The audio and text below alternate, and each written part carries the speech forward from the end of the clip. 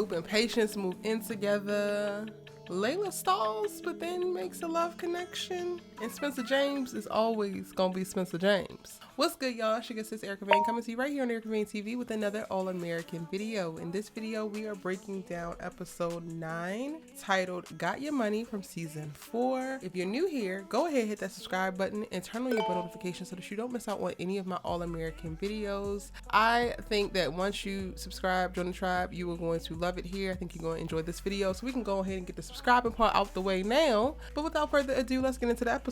Y'all, this is the only episode that we're getting about summer. One thing All American is going to do is not actually show us summer. So the fact that they actually gave us this one episode to solidify what was going on with the crew during their summer vacation after graduation, we're lucky to have it. If you recall, last season, season 3, we only got flashbacks to the summer, even though all of the drama, all of the stress really popped off during summer. So I guess we can just take what we can get at this point. The boys are kicking it at JJ's beach house that he rented for the summer. They are exploring the potential of like brand partnerships and sponsorships now that the NCAA is allowing collegiate athletes to accept paid partnerships in exchange for their likeness and promotion and things like that. I think that this is a brilliant storyline. It's so very new and topical. It is something that's like within the last 2 years has been something that has been greenlit and passed. So I'm really excited to see how much more they talk about it. I feel like this episode they really just introduced the idea. So Spencer is basically weighing his options of partnering with this really dope gym that's black owned, that has all the equipment that he needs, that's going to push him to be the better athlete, but they don't have any money or any additional things to offer him, or the energy drink brand Angry Hippo that has all of this money to throw around and wants to create this posh lifestyle and tons of party and craziness in exchange for using his likeness to promote that product. But then also Spencer James is not actually the flashy type of person. The Angry Hippo partnership is 100% up JJ's alley, but it's not necessarily something that's for Spencer, even though he tries to make that shoe fit in this episode, simply because he really does need the money. And we get to see him kind of battle back and forth between making that decision while also trying to figure out how is he going to fit within their group as they keep dubbing him as the dude who doesn't know how to have fun. Now, what I will say is that Spencer in season 1 was very much so stressed, but he was still able to have fun. We've seen him go skating, like when he was kicking it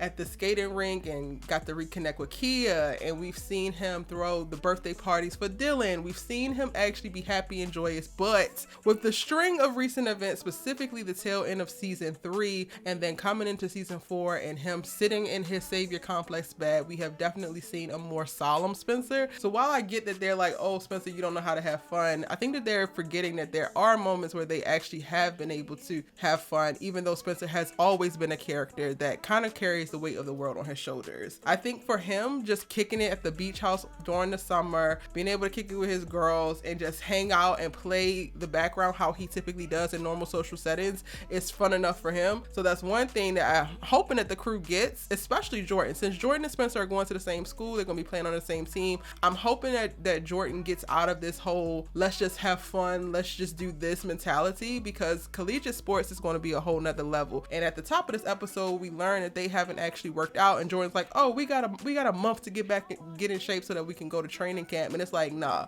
everything that you even think that you need to prepare for, you actually need to prepare times 2, because it's literally going to be that hard. Y'all, I don't know how Jordan Baker is going to make it in college, because he was barely making it in high school. By the end of the episode, Spencer gets his mind right, and he like, yeah, training starts now. We're not waiting a month to get started. We're actually going to get up and do what we got to do. He also comes to, a very solid, grounded, confident place where he accepts the sponsorship at the gym, gives back the sponsorship for Angry Hippo, and it's just like, yeah, I am who I am and I'm going to roll with that. And we love to see it. On top of the fact that he's giving all types of Rico Suave steez. Like, y'all see Spencer's new little look? This hair is giving. This hair and this little goatee moment. Okay, Spencer James, we see you. Now, while we're talking about looking great, Olivia Baker does not ever disappoint when it comes to a look, even though, y'all, red flag for me. Anytime I see Olivia with straight hair, it is a no for me. She looks amazing. I prefer the ponytail if we're gonna do it. However, I'm still traumatized by season 3 Olivia Olivia, and the Olivia that always wore straight hair as a tie to her not being sober. That's not the case in this episode. She's still very much so sober, very much so happy, actually coming back from her journalism training at the Journalism Institute for the last 3 weeks. Her and Spencer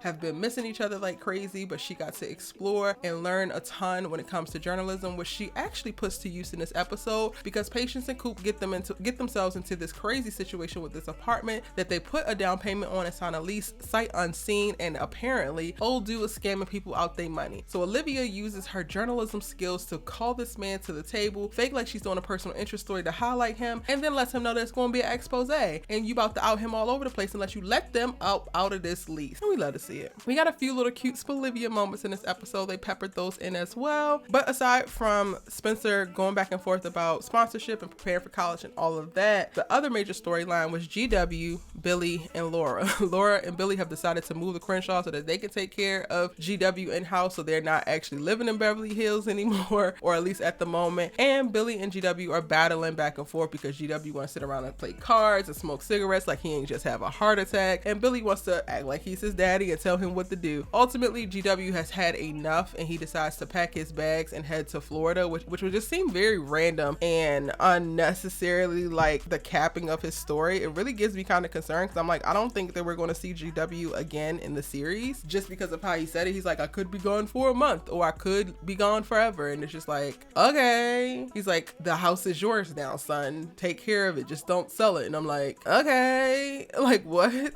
On a random note, I do think that it would be a great idea, because Olivia Baker loves to extend Chateau Baker to everybody. You know, Patience and Coop winds up coming to stay with her at their house because that's where everybody goes to live. That's literally it's the house of the misfit kids. I think that ultimately maybe the Bakers can rent out GW's house to Coop and Patience once they go home and figure out that Olivia has taken in another set of strays, because y'all know Layla is still living there. And what brings me to Layla, she is another strong part of the episode. Honestly, she's my favorite storyline of this episode. In this episode, we get to see at the top of it, her dad gives her the masters to all of her mother's music. They have a nice little sentimental moment. They had swapped out the look, so Layla's giving curls, Olivia's giving straight, and while both ladies look amazing, it's gonna take me some time with Olivia and the straight hair. But anyway, Layla goes to listen to her mom's music at her studio, and she's vibing with Clay and Olivia. They have a moment, and Olivia is picking up on a little bit of energy, a little bit of chemistry, and she's just like, girl, what is going on? What's up with you and Clay? Absolutely nothing. Why? Because Layla fears that she's gonna turn out like her dad if she pursues anything romantically within the music industry. And I ain't gonna hold y'all, I completely understand it. Like, her father is a womanizing prick. Like, look at all of what they had to go through when it came to little Jules, and when it came to Patience and trying to get her out her contract. Like, it was just so much. He was just not giving great example, a good person. So I completely understand how she wants to be really taken seriously. Like, she is a 18-year-old record label owner, music exec. She already is young. She's already a woman, let alone if she starts sleeping with other producers or her peers. She does have her reputation to think about. So I completely understand how she was very apprehensive of like entertaining anything. However, it also is very clear early on that Clay is different. He seems to really care about Layla. He seems like he's on his stuff, and he's young as well. He seems like he is in a very great position in a very young age, so he could speak to that part of her journey and her walk. He is so supportive. Like, he has a bit of dialogue in this episode where he's like, you're not used to people thinking of you first, and I'm just like, oh my god.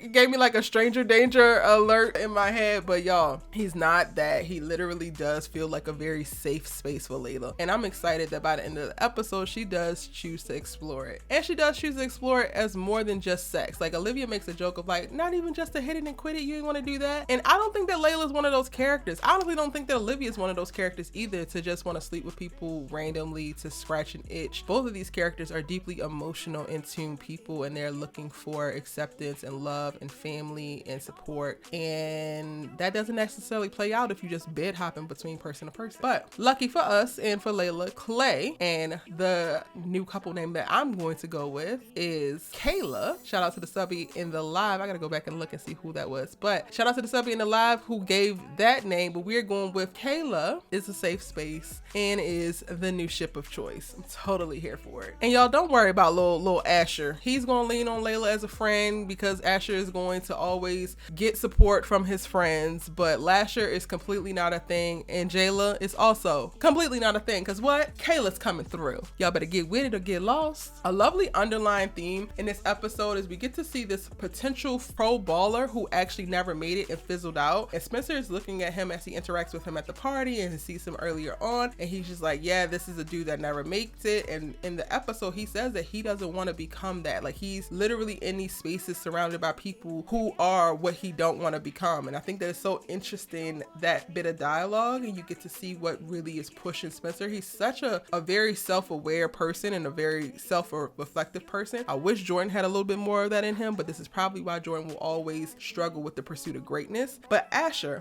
also kind of speaks to this underlying theme as well, when he says to Spencer early on in the episode that he doesn't want to be a person that peaked in high school. And while I think that Asher has a very promising career in coaching, you could argue that he is kind of set up to look like that. Like, he's kind of set up to look like his junior year might have been the best year of his life, and it's really up to him to figure out what he's going to do next, how he's going to be impactful, and how is he going to make his mark and really, walk in his passion and his purpose moving forward. All right, y'all, that is my full breakdown of episode 9, Got Your Money, season 4, All American. Let me know what your thoughts, theories, and predictions are in the comment section down below. I also did a breakdown for episode 2 of All American Homecoming, so be sure to check that out. It'll be linked in the cards above as well as the description box down below. If you are returning and you want to know some other things that I'm covering, I am breaking down Snowfall. I am breaking down Bel-Air, which I'm absolutely obsessed with. If you love All American, I think that you are really going to love Bel-Air. So why don't you go ahead and watch it so that we can go ahead and talk about it, okay? We're also talking about Sisters. I will be wrapping up Euphoria, which had a crazy electric season this season. So be sure to not just watch my All American content. I appreciate it. I'm glad that you're subscribed,